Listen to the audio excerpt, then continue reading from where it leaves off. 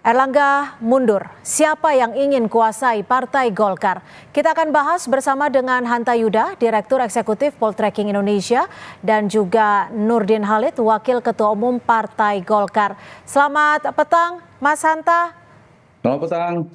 Dan kita masih menunggu untuk bergabungnya Pak Nurdin Halid. Saya ke Mas Hanta terlebih dahulu. Mas Hanta, terbilang tiba-tiba dan juga dikabarkan tidak ada diskusi ataupun tidak ada komunikasi sebelumnya terkait mundurnya Erlangga. Apa yang Anda baca dari ketiba-tibaan ini? Ya, memang posisi Ketua Umum Golkar yang di Pak Erlangga ini cukup panas ya. Kenapa panas? Karena dua hal faktor. Sebagai veto player Partai Golkar, si Ketua Umum Partai Golkar ini memegang kendali sangat strategis menentukan nama-nama calon. Mohon maaf Mas Hanta, suaranya? Calon se-Indonesia. Ya, bagaimana secara posisi Golkar memegang, tadi sempat terputus. Ya, karena posisi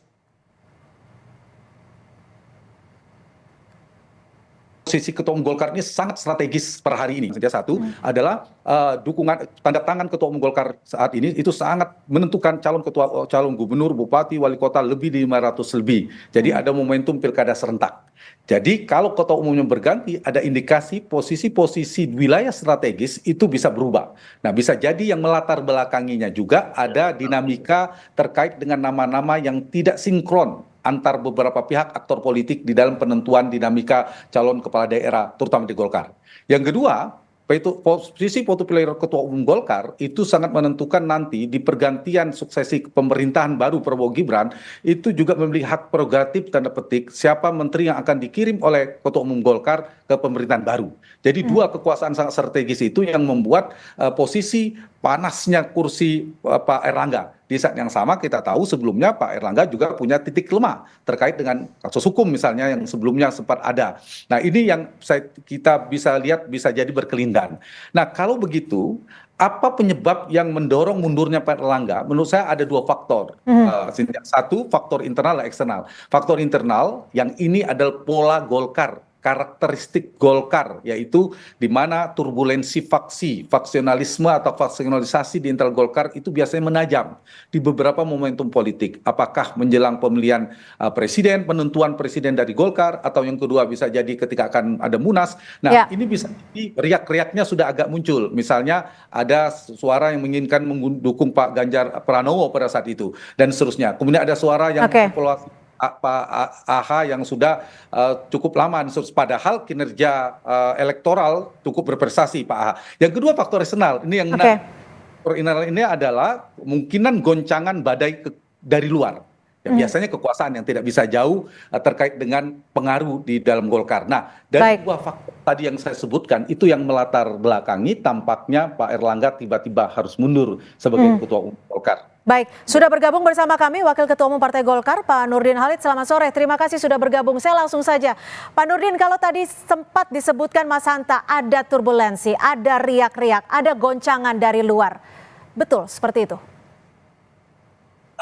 Sebagai Wakil Ketua Partai Golkar ya, memang sebetulnya secara pribadi mengagetkan tiba-tiba Ketua Partai Golkar mengundurkan diri. Tetapi kemudian kita bisa memahami dan sangat menghormati daripada alasan yang sangat pribadi pengunduran diri Pak Erlangga Hartarto. Dan kami tidak membaca dan tidak melihat sama sekali ada turbulensi dari luar ya. Ya kalau pengamat ya bisa saja mengatakan seperti itu. Tapi kami secara internal di Partai Golkar sebetulnya baik-baik saja, tidak ada hal yang perbedaan yang menjurus kepada perbedaan yang bisa menciptakan perpecahan sebetulnya di Partai Golkar. Kita sekarang fokus konsentrasi untuk menangkap pilkada di mana Ketua Umum Pak Erlangga dan rapat pleno yang lalu kita mencanangkan untuk memenangkan pilkada 60%, dan proses untuk itu sekarang ini sudah menuju pada puncak untuk penetapan calon peserta pilkada itu. Nah, ini memang tiba-tiba Pak Erlangga mengundurkan diri itu alasan yang sangat pribadi dan tentu kita tidak bisa mengetahui apa yang sangat pribadi. Tapi begini Pak Nurdin, sebetulnya bahwa ya. Tapi kalau dari secara pengalaman Partai Golkar merupakan salah satu partai terbesar di Indonesia, pernah tidak ada seorang ketua umum yang mengundurkan diri atas nama pribadi tanpa konsultasi, tanpa diskusi terlebih dahulu, dengan alasan menjaga keutuhan partai? Eh, Sekarang partai itu sebetulnya kalau itu hanya alasan yang untuk kepentingan publik saja sebetulnya itu. So kalau secara internal sekarang partai sangat utuh ya, tidak ada hal-hal yang bersifat gonjang-ganjing, tidak ada hal yang sangat mengkhawatirkan untuk menciptakan perusahaan partai kemudian perlu dijaga keutuhannya. Sekarang Partai Golkar sangat utuh dan sangat solid ini. Dan ini termasuk sepanjang apa namanya tahun 2000 dari tahun 2014 sampai dengan tahun 2000 sekarang inilah Golkar ini partai apa namanya kondisi Golkar sekarang sangat solid dibanding 2015 ke 19 itu. Nah, 2019 ke 2024 ini Partai Golkar sangat solid. Memang tahun lalu menjelang rekrutmen pileg itu ada area-area kecil, tapi itu hanya segelintir kader Golkar, hanya segelintir betul kader Golkar yang menghendaki Munaslup karena apa namanya menganggap Pak Erlangga gagal untuk mencalonkan diri sebagai calon presiden maupun wakil presiden. Nah setelah kita mengevaluasi, kita menganalisa tidak ada kegagalan Pak Erlangga, justru kenegarawan Pak Erlangga melihat realitas politik bangsa ini dan kemudian kehendak rakyat, aspirasi rakyat melalui survei, beliau realistis sekali bahwa untuk apa kita maju kemudian kita tidak bisa menangkan secara survei pun kita hampir pasti tidak bisa, elektabilitas tidak pernah bisa beranjak. Justru itu adalah memperlihatkan Pak Erlangga seorang tokoh yang sangat menghormati daripada aspirasi rakyat, kemudian mementingkan kepentingan negara yang lebih besar dibandingkan kepentingan pribadinya maupun kepentingan Partai Golkar. Itu tunjukkan. Kemudian kalau ada yang mengatakan bahwa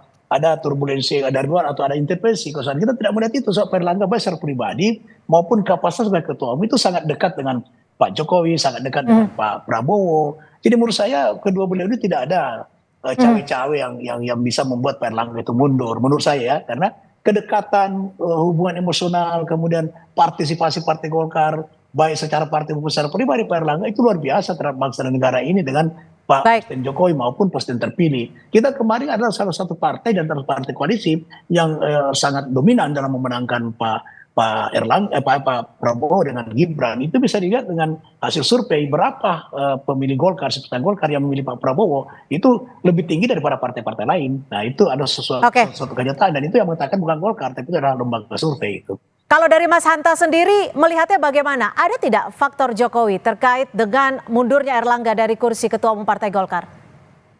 Kalau faktor Pak Jokowi itu faktor eksternal ya. Kita bicara yang di dalam. Di Golkar ini memang menarik. Kebetulan riset tesis saya tentang Partai Golkar, sering berinteraksi dengan Golkar termasuk dengan Pak Nurdin Halid yang selalu menghiasi dinamika ketika ada Munaslup di Partai Golkar. Dan konfirmasi misalnya keinginan mengadakan Munaslup atau Munas dipercepat itu cukup kencang sebenarnya di Partai Golkar. Jadi melihat Golkar itu kan luas ya, ada yang di dalam struktur kekuasaan Golkar itu mungkin sangat solid, tapi ada orang-orang kuat Golkar tapi di luar struktur kekuasaan dan sebagainya itu juga ada. Misalnya suara-suara dari anggota Dewan Pakar seperti Pak Ridwan Hisam, itu kan kerap Golkar dari dalam juga mengkonfirmasi bahwa ada dinamika di internal, ada bahkan disebutkan 3 kelompok yang mendorong ada Munaslup dan seterusnya. Sehingga meskipun mana yang paling kuat, saya pikir tidak bisa dipungkiri ada faktor di Golkar, bukan sesuatu yang buruk di partai, ada faksionalisme. Itu justru membuat partai itu sehat, tinggal partai itu bisa mengelolanya. Turbulensi faksi itu justru menjadi titik membuat partai itu semakin kuat. Nah, poin saya tidak bisa dipungkiri ada keinginan antara Munas tetap di Desember, Munas dipercepat, belakangan kemudian Munaslup. Dan dengan mundurnya Pak Erlangga, maka itu membuka pintu kemungkinan Munas dipercepat alias Munaslup. Itu realitas yang pertama, bahwa kapan Munaslupnya, apakah akan aklamasi ketua umumnya, apakah akan ada pemilihan secara terbuka dan seterusnya. Itu satu. Yang kedua, saya menjawabnya begini, pertanyaan Sita tadi bahwa pemilihan ketua umum Golkar sebelumnya, tidak hanya sekarang, sejak era Pak Akbar Tanjung, Pak Abu Rizal Bakri, Pak Yusuf Kala, Pak Setia Novanto, Pak Airlangga Hartarto, ada 3 faktor sangat menentukan variabelnya. Dari yang pertama sampai ketiga, yang pertama yang paling kuat, faktor pertama adalah faktor pengaruh dan restu kekuasaan. Tidak bisa dipungkiri. Silakan buka rekam jejaknya. Yang kedua adalah faktor di mana pengaruh dari kekuatan logistik. Dan yang ketiga adalah faktor kekuatan jejaring pemilik suara, organisasi, DPD dan sebagainya. Tetapi kalau diurut itu biasanya yang menang adalah yang dekat dengan kekuasaan. Betul kata Pak Nurdin, semuanya dekat, semuanya dekat, apalagi Pak Erlangga sangat dekat sekali kepada Presiden. Tapi biasanya itu kalau nanti dibuka setelah ini pertarungannya, itu yang paling dekat dengan Presiden biasanya menangkan pertarungan. Kita buka saja Pak Arbo Tanjung saat itu sangat dekat sekali dengan Pak Presiden Habibie, Pak Abu Rizal Bakri, Pak Yusuf Kala, apalagi di dalam pemerintahan Pak Abu Rizal Bakri dengan Pak SBY, Pak Setia Novanto, Pak Jokowi, dan terakhir Pak Erlangga dengan Pak Jokowi. Nah, hari ini maka kalau saya balik kalimatnya ke depan itu siapa yang sangat menentukan kalau Munas Golkar diadakan pada bulan Desember 2024 maka faktor Prabowo Subianto sangat menentukan. Oke, kalau sebelum itu Pak Nurdin dilakukan sebelum pergantian pemerintahan hari ini yang sangat menentukan menurut saya adalah Presiden Joko Widodo. Oke, jadi patokannya ada di situ ya. Tapi sebelumnya kita simak dulu Menteri Investasi sekaligus politisi Partai Golkar Bahlil Lahadalia yang angkat bicara soal mundurnya Erlangga Hartarto dari kursi Ketua Umum Partai Golkar. Bahlil mengaku tidak tahu menahu soal dinamika yang terjadi di dalam internal DPP Partai Golkar karena ia tidak masuk ke dalam kepengurusan. Saya nggak tahu ya, saya betul kader Golkar, tapi sekarang kan bukan pengurus DPP, jadi saya tidak tahu apa yang terjadi di sana. Ya. Tapi mundurnya Pak AH itu akan mengganggu persiapan pilkada nanti nggak sih Pak? Oh, saya no comment lah kalau urusan itu. Baik, terima kasih Bapak. Ini kalau dari partai sendiri, dari internal partai, biasanya memang untuk seorang kader, apalagi untuk seorang Pak Bahlil gitu, tidak mengetahui terkait dengan pengunduran diri dari Ketua Umum Pak Erlangga? Pak Nurdin? Saya tidak paham itu ya. Saya juga tidak mengetahui kenapa tiba-tiba Pak Erlangga mundur karena hampir setiap saat saya selalu berkomunikasi dengan beliau dan tidak ada informasi. Nanti pada hari Sabtu, itu hari Sabtu baru beliau menyampaikan. Jadi kita pun tidak, padahal kalau Pak Bahlil saya nggak tahu karena beliau sama-sama di kabinet, apa dia tahu atau tidak tahu. Tapi memang yang paling tahu itu adalah istri beliau sendiri. Kalau kami ini ya nanti pada hari Sabtu sore sampai malam beliau mengambil keputusan, baru kami pahami kenapa beliau harus mundur. Dan itu menurut saya beliau mundur di tengah-tengah keberhasilan berprestasi memimpin Partai Golkar, memenangkan Pilpres. Itu secara pribadi itu sangat elegan untuk Pak Erlangga. Nah sekarang kami ini sebagai wakil ketua umum, ada 11 wakil ketua umum, ini harus menjaga marwah. Tapi gini Pak Nurdin, kalau ini kan salah satu, tapi gini, salah satu ya silakan. Salah satu keandalan keunggulan Partai Golkar adalah di dalam prosesi memilih pemimpin itu demokratis ya. Karena roh Partai Golkar setelah era reformasi itu adalah proses demokratisasi. Kenapa Golkar sampai saat ini masih eksis ya? Karena tidak nomor 1, nomor 2 dan kebanyakan nomor 2 tidak pernah dibawa dari itu karena konsistensi daripada Partai Golkar dalam melakukan prosesi demokratisasi di internal Partai Golkar. Oke, Pak Nurdin, kalau dari internal partai sendiri melihat mundurnya Pak Erlangga Hartarto seperti apa reaksi dari internal? Ya memang sebagian besar daripada kader Partai Golkar, DPP maupun DPD 1 itu memang sebetulnya mengagetkan dan menyayangkan. Tapi setelah kita mendengar pertimbangan yang rasional, yang produktif ya demi eksistensi Partai Golkar ke depan, maka kami bisa memahami dan sangat mengerti serta memberikan apresiasi dan penghormatan yang sangat tinggi kepada Pak Erlangga karena jasa beliau yang luar biasa di Partai Golkar. Tidak pernah Golkar sejak 2014 itu sesolid yang seperti yang terjadi sekarang ini. Itu karena kepemimpinan Pak Erlangga. Tetapi itu ada suatu hal yang sangat pribadi, yang sangat pribadi itu kami tidak tahu sama sekali. Mungkin hanya beliau dengan keluarga yang mengetahui. Nah itu yang membuat daripada kita bisa memahami semua alasan pengunduran diri Pak Erlangga. Oke, Mas Hanta, ada setidaknya 2 nama yang menguat di publik. Ada nama Andi Gumiwang dan juga Bahlil Lahadalia. Bagaimana, Agus Gumiwang, maaf. Bagaimana Anda melihat kedua nama ini? Ya, keduanya memiliki potensi besar ya, Pak Agus Gumiwang. Itu jadi apa dulu Pak Anta itu? Yang 2 nama itu jadi apa? Tanya dulu. PLT dulu Pak, PLT. Oh PLT. Kalau PLT menurut saya Agus Gumiwang ya. Kalau untuk PLT itu harus dari pengurus DPP. Tidak Ah. boleh Betul, PDP. kalau betul. Jadi rapat plenonya kapan rencananya, Pak Nurdin? Rapat pleno insya Allah besok malam, insya Allah mudah-mudahan mohon doanya tidak ada halangan dan kami terus ini mulai hari ini kita berkoordinasi pada wakil ketua umum karena yang punya peluang untuk menjadi PLT itu adalah salah satu dari 11 wakil ketua umum. Ya. Oke, Pak kalau munaslupnya sendiri kapan nih Pak Nurdin? Karena kan sesuai jadwal Desember. Tapi tadi hitung-hitungannya akan mempengaruhi nih siapa sebenarnya yang akan mempengaruhi ketika itu diputuskan Desember atau lebih cepat sebelum Oktober atau saat masa transisi? Jadi mekanisme Partai Golkar itu sudah jelas bahwa anggaran dasar mengatakan bahwa Munas itu dilakukan sekadar 5 tahun dan 5 tahun itu ditetapkan sejak dilakukan Munas. Nah Munas kita Desember 2019 maka Munas itu 2024 apabila ada hal-hal yang di luar itu maka dilakukan Munaslup. Mekanisme Munaslup ada tahapan. Ya. Hanya di 2/3 dari DPD 1 yang menghendaki kemudian laporkan ke DPP wajib melaksanakan daripada Munaslup tersebut. Nah yang kedua permintaan DPP sendiri. Tapi Munaslup kalau permintaan DPP itu harus didahului dengan Rapimnas. Rapimnas Nasional ada forum pengambilan tertinggi di bawah Munas yang berhak institusi yang berhak memutuskan Munaslup atau tidak Munaslup. Oke. Nah, beda kalau Munas biasa. Kalau Munas biasa Desember tidak perlu Rapimnas dan itu sudah diputuskan dalam Munas yang lalu. Nah, inilah nanti akan kita diskusikan di dalam rapat pleno pada Besok malam 13 atau sesudah tanggal 13 gitu. Oke, Jadi, baik. Artinya kita masih menanti. Fokus kepada pemilihan PLT Ketua Umum. Mas Hanta, tadi kan Pak RK, Kang Ridwan Kamil juga menyebutkan bahwa mundurnya Erlangga Hartarto merupakan hal yang wajar sebagai bentuk dinamika politik. Bagaimana Anda melihat ini? Mas Hanta. Iya, tadi sudah diklarifikasi juga oleh Pak Nurdin Halid ya, bahwa udah keputusan pribadi. Realitasnya sekarang Pak Erlangga sudah mundur, tentu punya catatan prestasi elektoral, beliau juga bagus itu. Nah, cuma tadi pertanyaan Cynthia tadi saya luruskan, saya kira Pak Bahlil dan Pak Agus Gumiwang itu konteksnya Munaslup.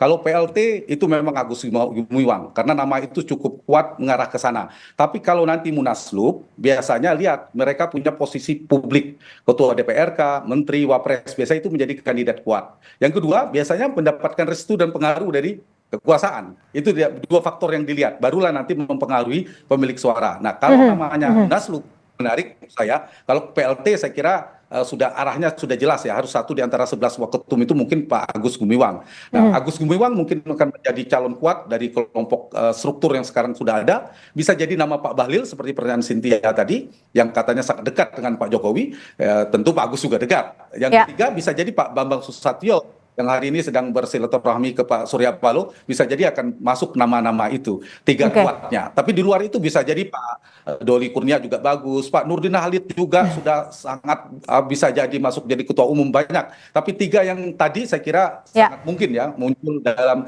kontestasi pemilihan suksesi Partai Golkar ke depan.